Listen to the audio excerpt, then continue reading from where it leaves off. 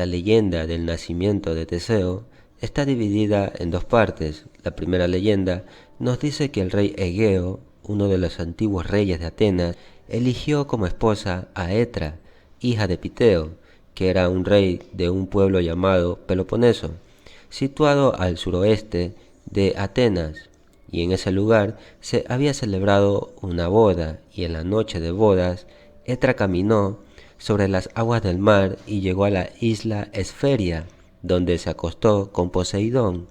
Y así Etra concibe a Teseo. Por esta razón Teseo tiene una combinación de características divinas y mortales. Y la otra versión de la leyenda empieza con el oráculo de Delfos, que le había dicho a Egeo: no abras tu odre hasta que regreses a Atenas. Piteo entendió el mensaje, pero Egeo no. Por lo tanto, Piteo emborracha a Egeo y así consigue que su hija Etra quede embarazada.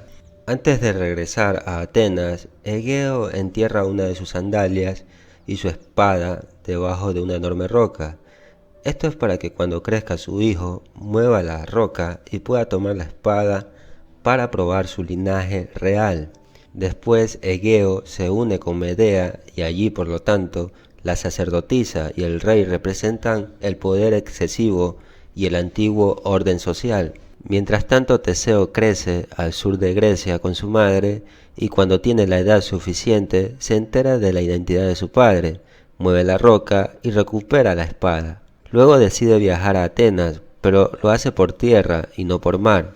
Así que en ese camino por tierra, Teseo debe pasar por 6 entradas al mundo de los muertos, ya que cada una estaba custodiada por un demonio que se convertía en un ladrón o en un bandido.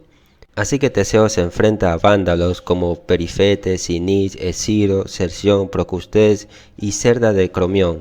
Cuando Teseo llega a Atenas, no revela su identidad, pero Medea inmediatamente lo reconoce y decide convencer a Egeo para que el forastero se encargue del toro de Creta en la llanura de Maratón.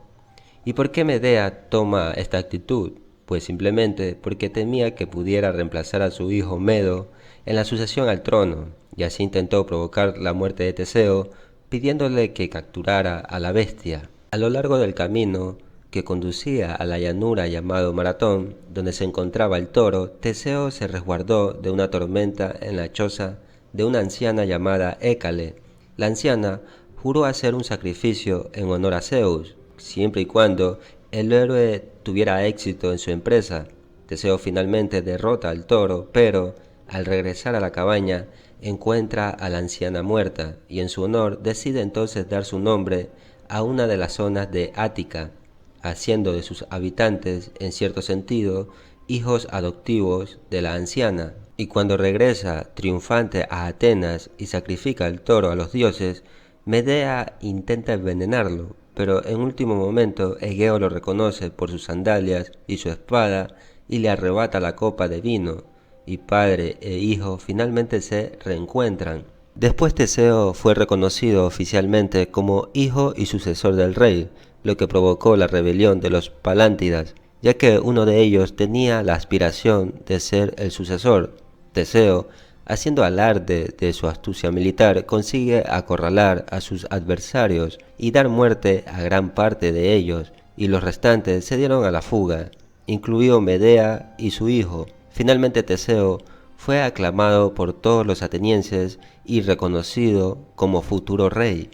Ahora recordemos que Androgeo, hijo de Minos, había ganado los Juegos atenienses y en ese momento de gran gloria, Egeo reta al joven para que luche contra el toro de Maratón. La terrible bestia había acabado con la vida del príncipe y el rey Minos utilizó esta excusa de la muerte de su hijo para lanzar su poderosa flota contra las costas de Grecia, conquistando así Megara y condenando al hambre y a la epidemia a Atenas por medio del aislamiento. Hay que resaltar que el toro a que nos referimos es el que Poseidón hizo salir del mar cuando el rey Minos prometió ofrecer un sacrificio, pero Minos lo encontró tan esplendoroso que lo incorporó a sus rebaños y no lo sacrificó, y el dios enfurecido hizo que la reina Pasífae se enamorara del animal y concibiera de él un híbrido llamado el Minotauro.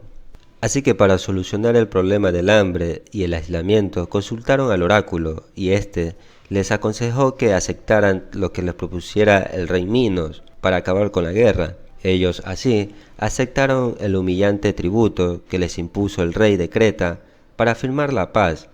Así que cada año debían enviar 7 jóvenes y 7 doncellas para que fueran devorados por el Minotauro, que se encontraba en el laberinto, un laberinto donde nadie podría escapar. Enterado de esto, Teseo viaja a Creta y se enamora de Ariadna, la hija de Minos.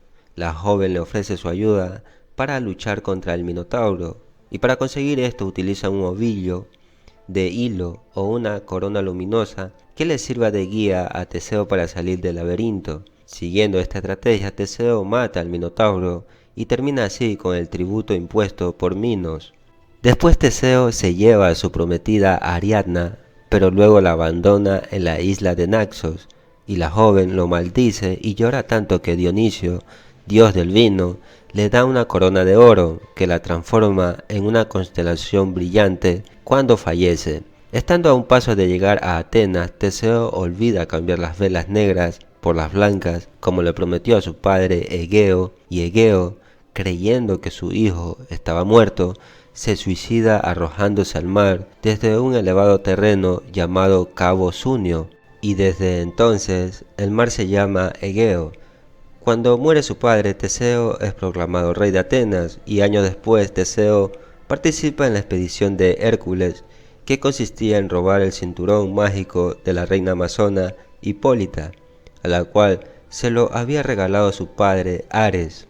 Teseo secuestra a una amazona llamada Antíope, y en reacción a esto, las amazonas deciden atacar a Atenas para rescatar a la secuestrada, pero son derrotadas por los atenienses.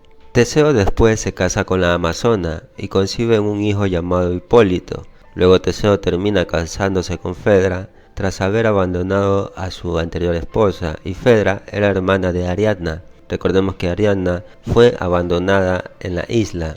Teseo y Fedra tienen 2 hijos llamados Demofonte y Acamas, y cuando estos dos eran todavía niños, Fedra se enamora de Hipólito, el hijo que Teseo había tenido anteriormente con la amazona Antíope. Hipólito había preferido hacerse devoto de Artemisa antes que de Afrodita, por lo que la diosa de la belleza había decidido castigarlo, despertando el amor de Fedra hacia él. Sin embargo, Hipólito rechazó a la mujer para que mantuviera el voto de castidad hecho a Artemisa. Después de esto, Fedra decide ahorcarse, pero primero envía un mensaje a Teseo, alegando que lo hizo porque Hipólito la violó. Teseo, al ver la falsa acusación, clama venganza y se va en contra de su hijo mediante una maldición que Poseidón había permitido que se llevara a cabo contra todos sus enemigos. A causa de esta maldición, un monstruo marino aterroriza a los caballos que tiran del carro de Hipólito, y estos, desbocados, arrollan al joven matándolo. Artemisa le revela la verdad a Teseo y promete vengar a su leal y devoto Hipólito, comportándose de la misma manera con un fiel de Afrodita. Después Teseo conoce a Pirito y deciden casarse cada uno con una hija de Zeus. Teseo con Helena, que aún era una niña, y Pirito con Perséfone.